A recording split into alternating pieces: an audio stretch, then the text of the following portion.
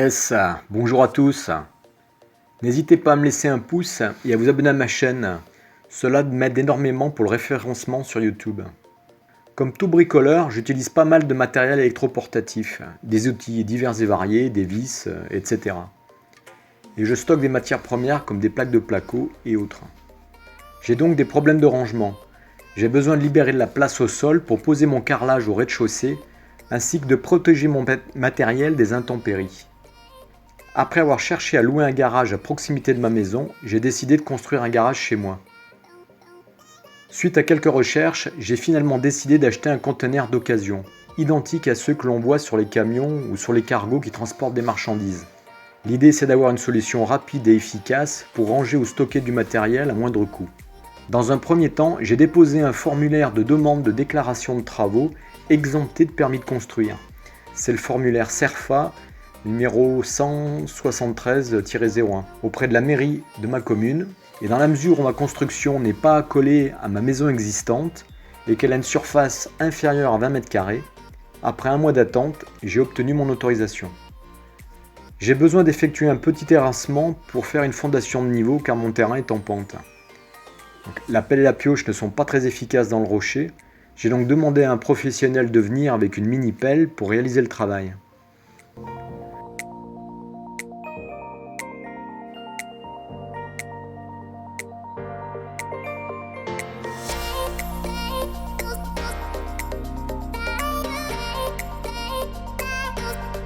J'ai ensuite posé un ferraillage en fond de fouille et quelques planches de coffrage avant de faire venir une toupie de béton.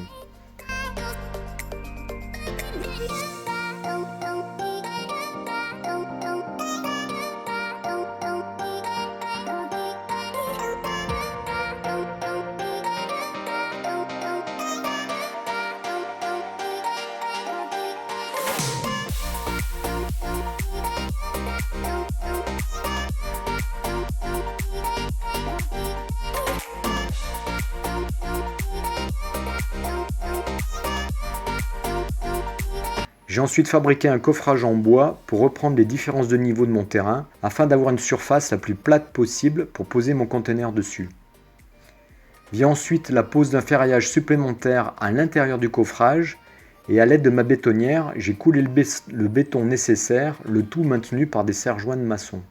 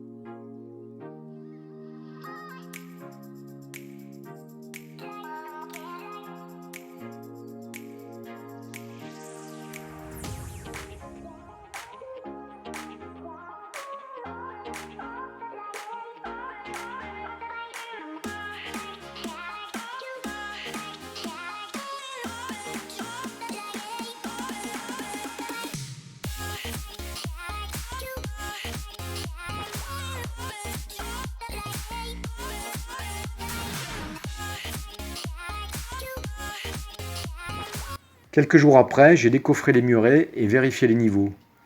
J'ai rempli les parties intérieures de ma structure, puis j'ai coulé une petite dalle pour avoir une surface plane.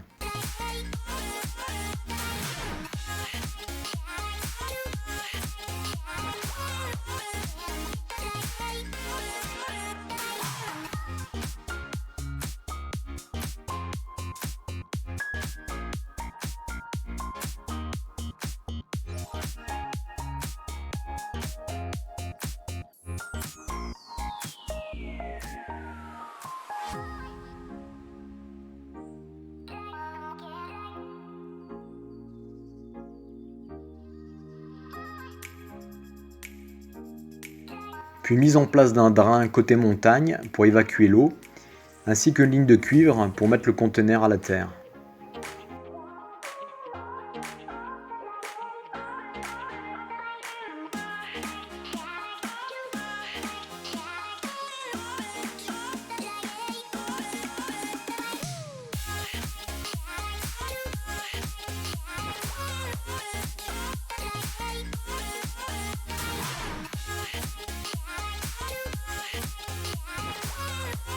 Une fois le béton sec, c'est-à-dire 28 jours, j'ai commandé un conteneur que j'ai fait livrer.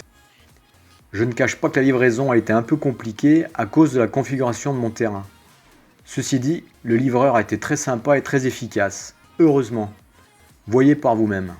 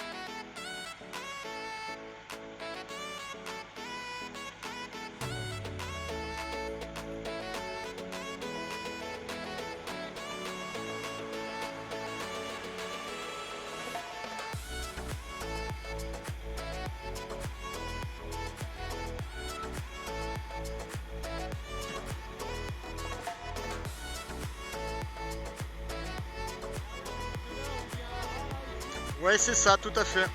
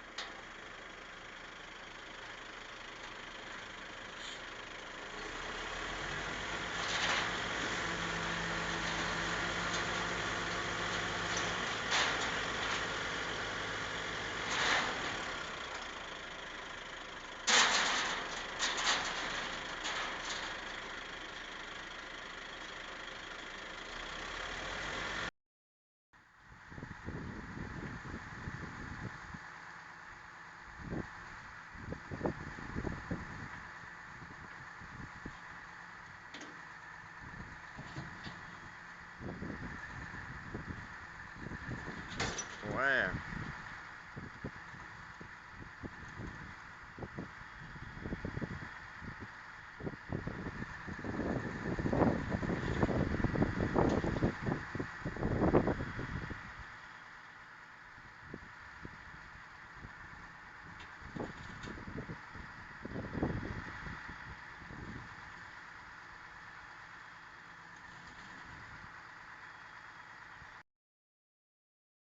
Il existe deux types de containers, les 20 pieds, c'est-à-dire 6 mètres, et 40 pieds, 12 mètres de long, chacun ayant une largeur de 2,40 m pour une hauteur de 2,60 m environ.